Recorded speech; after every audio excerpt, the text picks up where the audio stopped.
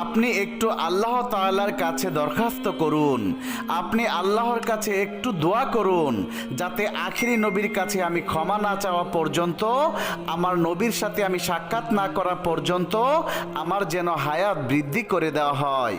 তখন হযরত মূসা আলাইহিস সালাম আল্লাহ তাআলার কাছে কান্নাকাটি করে বলছে, হে আল্লাহ, আখিরি নবী তো আসবে সবার শেষে, সে আসতে তো অনেক দেরি, আমার হারেসা সাপ এই অবস্থায় কিভাবে থাকবে? হে আল্লাহ, তুমি তার হায়াত বৃদ্ধি করে দাও। তখন আল্লাহ তাআলা এক গায়বী আওয়াজের মাধ্যমে মূসা নবীকে জানিয়ে দিলেন, হে মূসা, আমি তোমার দোয়া কবুল করে নিলাম, হারেসার হায়াত বৃদ্ধি করে দিলাম। একটি সময় গিয়ে এই সাপটি মদিনা থেকে মক্কার দিকে রওনা দিল। বিশ্বনবী হযরত মুহাম্মদ সাল্লাল্লাহু আলাইহি ওয়াসাল্লাম মক্কাতে কান্না করছেন, আর এই সাপটি মদিনায় কান্না করে চলেছে। তখন এই সাপটি বুকের উপর ভর করে মক্কার দিকে রওনা করলেন আমার নবীর কাছে মাফ চাওয়ার জন্য। আর এই সাপটি 6 মাস পর্যন্ত বুকে ভর করে আবু জেহেলের বাড়ির সামনে গিয়ে ক্লান্ত অবস্থায় দাঁড়িয়ে গেলেন। ক্লান্ত হওয়ার কারণে আবু জেহেলের বাড়ির সামনে সাপটি ঘুমিয়ে পড়েছে। সকালবেলা সেই বেঈমান আবু জাহেল ঘর থেকে বেরিয়ে যখন তার বাড়ির সামনে সাপটিকে দেখলো, তখন একটি লাঠি নিয়ে সাপটির গায়ে আঘাত করা শুরু করলো। তখন সাপটি কান্না করে বলছে, হে আবু জাহেল, তুমি আমাকে মারিও না, আমি সাপ নয়, আমি একজন মানুষ। সাপের মুখে মানুষের মতো কথা শুনে আবু জাহেল অত্যন্ত অবাক হয়ে গেল।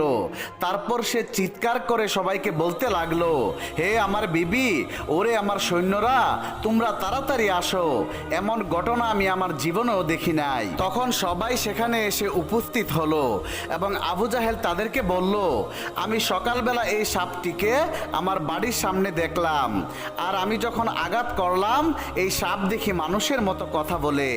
বেঈমান আবু জাহেল তখন সাপটির গায়ে আঘাত করা শুরু করলো। তখন সাপ আবার কান্না করতে করতে বলতে লাগলো, হে আবু জাহেল, তুই আমাকে আর মারিস না, আমাকে একবারের জন্য নবীর সাথে দেখা করতে দে, একবার নবীর কাছে আমাকে যেতে দে, আমাকে মাফ চাওয়ার জন্য নবীর কাছে যেতে হবে। একবার যদি আমার নবী আমাকে মাফ করে দেয়, তারপরে তোর যত মন চায় আমাকে তত মারিস, আমি তোরে বাধা দেব না, আমার জীবনটা নষ্ট করিস না রে, একটু আমাকে যেতে দে। তখন আবু জাহেল সৈন্যদেরকে বলে, এই সাপের গলায় তাড়াতাড়ি শিকল পরিয়ে দাও। অতঃপর সাপের গলায় শিকল পরিয়ে তাকে খুঁটির সাথে বেঁধে রাখা হলো এবং তার গায়ে আঘাত করা শুরু করলো।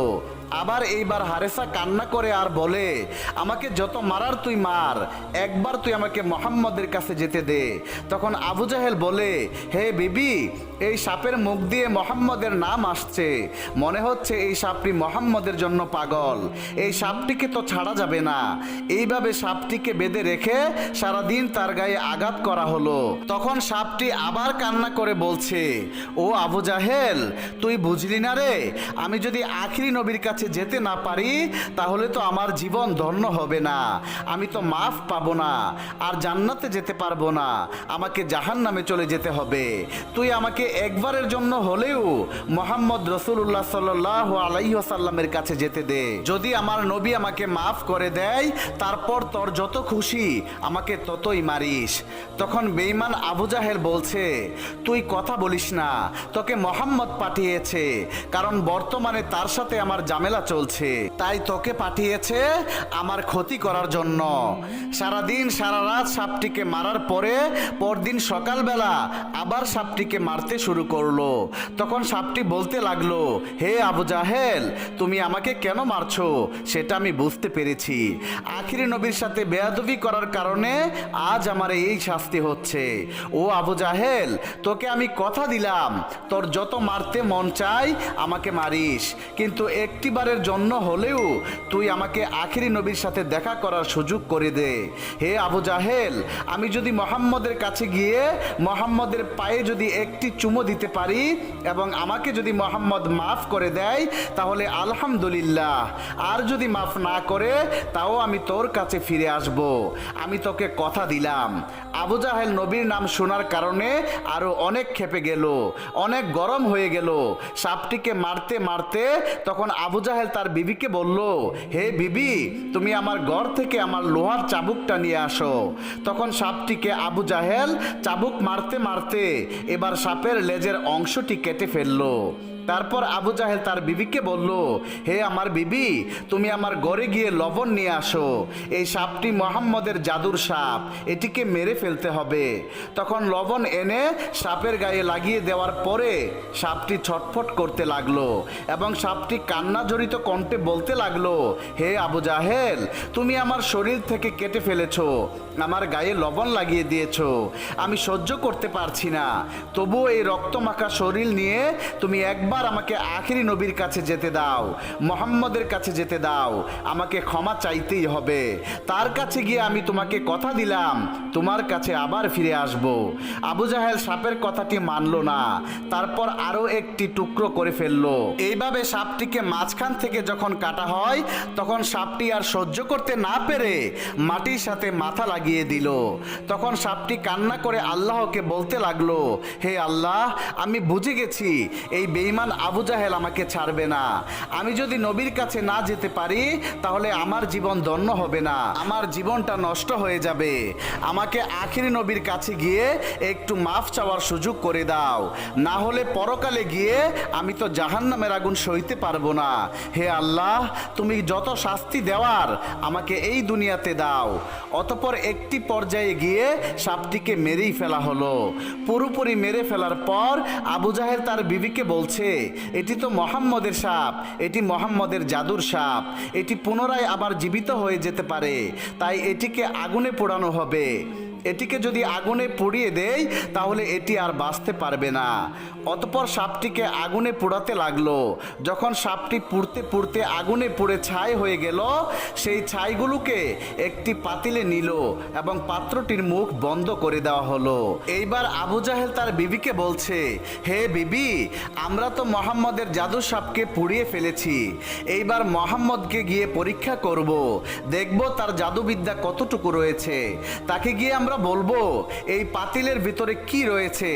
অতঃপর বেঈমান আবু জাহেল মহল্লাতে ঘুরে ঘুরে মহল্লাবাসীকে বলছে, তোমরা কি দেখবে, এই দেখো মোহাম্মদ আমাকে মারার জন্য তার জাদুর সাপ পাঠিয়ে দিয়েছে, আমি সেটিকে মেরে ফেলেছি, তাকে আমি জ্বালিয়ে দিয়েছি। এখন সেই বেঈমান আবু জাহেল মহল্লাতে ঘুরে ঘুরে মহল্লাবাসীকে বলছে, এই যে দেখো, আমি মোহাম্মদের জাদুর সাপকে মেরে ফেলেছি, মোহাম্মদের জাদুকে আমি শেষ করে দিয়েছি। এইসব বলে আবু জাহেল মহল্লাবাসীকে বোঝাতে চাইছে যে মোহাম্মদের চাইতে আমার ক্ষমতা বেশি। নাউজুবিল্লাহ। তখন আবু জাহেল তার সন্তানদেরকে বলছে, চলো আমরা এই সাপটিকে নিয়ে মোহাম্মদের কাছে যাব এবং বলবো এই পাতিলের ভিতরে কি রয়েছে। সে যদি বলতে পারে তাহলে ভালো, আর যদি বলতে না পারে তাহলে আমরা তাকেও পিটিয়ে মেরে ফেলবো এবং তাকেও জ্বালিয়ে দেব। অতঃপর সেই বেঈমান আবু জাহেল তার সৈন্যদেরকে নিয়ে আখিরি নবী হযরত মুহাম্মদ সাল্লাল্লাহু আলাইহি ওয়াসাল্লামের বাড়িতে উপস্থিত হলো এবং তাকে ডাকতে থাকলো, হে মোহাম্মদ, এদিকে আসো এবং দেখো আমি তোমার জন্য কি নিয়ে এসেছি। তখন বিশ্বনবী ঘর থেকে বেরিয়ে এসে আবু জাহেলকে দেখলো এবং তার হাতে একটি পাতিল দেখলো। তখন আবু জাহেল বলতে লাগলো, হে মোহাম্মদ, আমার এই পাতিলের ভিতরে কি রয়েছে তুমি যদি বলতে পারো তাহলে আমি কালেমা পড়ে মুসলমান হয়ে যাব, আর যদি না বলতে পারো তাহলে আমরা যে শাস্তি দেব সেটা তোমাকে মাথা পেতে নিতে হবে। তখন বিশ্বনবী বললেন, আমি যদি বলি এই পাতিলের ভিতরে কি রয়েছে তাহলে তুমি কি কালেমা পড়ে মুসলমান হবে? তখন আবু জাহেল বলতে লাগলো, তুমি যদি বলতে পারো এই পাতিলের ভেতরে কি রয়েছে তখন আমি কালেমা পড়ে মুসলমান হয়ে যাব, আর যদি বলতে না পারো তাহলে আমরা যে শাস্তি দেব সেটি তোমাকে মাথা পেতে নিতে হবে। তখন বিশ্বনবী বললেন, হে আবু জাহেল, তোমার পাতিলের ভিতরে কি রয়েছে সেটা আমি না বলে যদি এই পাতিলের ভিতরে যে জিনিসটি রয়েছে রয়েছে সে নিজের মুখে বলে, তাহলে কি হবে? তখন আবু জাহেল বলতে লাগলো, তাহলে তো অনেক ভালোই হয়, ঘটনাটা আরো অনেক বেশি পরিষ্কার হয়ে যাবে। যদি এই পাতিলের ভিতরে কি রয়েছে সে যদি নিজেই বলতে পারে, নিজের মুখ দিয়ে যদি সে স্বীকারোক্তি দিতে পারে, তাহলে তো আর কোনো সমস্যাই নাই, আর আমি কালেমা পড়ে তখন মুসলমান হয়ে যাব। আর যদি পাতিলের ভিতরে কি আছে সেটা যদি কথা বলতে না পারে, তাহলে আমরা যে শাস্তি তোমাকে দেব সেটাই তোমাকে মেনে নিতে হবে। বিশ্বনবী তখন বললেন, ঠিক আছে, আমি তোমার চ্যালেঞ্জ গ্রহণ করলাম। পাতিলের ভেতরে কি আছে সেটা যদি কথা বলতে না পারে, তাহলে তোমরা যে শাস্তি দেবে সেটি আমি মাথা পেতে নেব।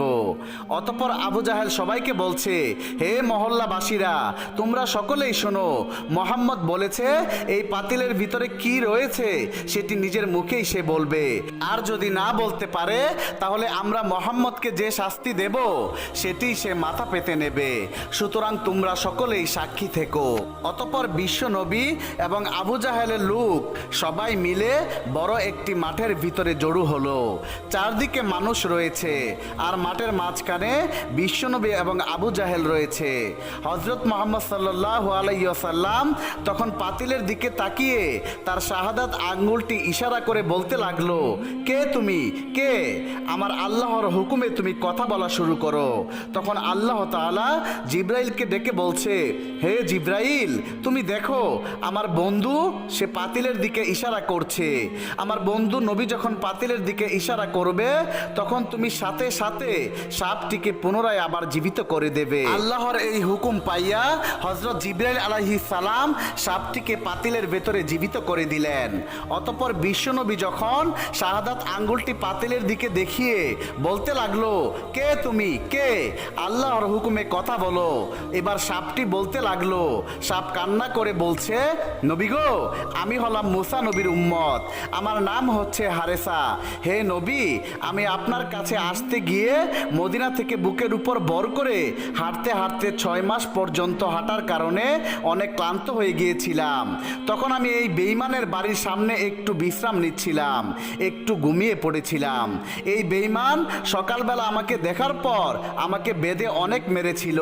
আমি অনেক বুঝিয়েছিলাম আপনার কাছে আসার জন্য, যেন একটু আমাকে সুযোগ করে দেয়, কিন্তু এই বেঈমান আমার কোনো কথাই শুনে নাই। সে আমাকে শিকল দিয়ে বেঁধে দিন রাত আঘাত করেছে এবং আমাকে মেরে ফেলেছে।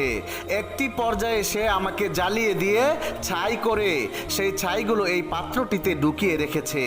তখন বিশ্বনবী আবু জাহেলের দিকে তাকিয়ে বলল, তুমি কি দেখেছো তোমার পাতিলের ভিতরে কি রয়েছে?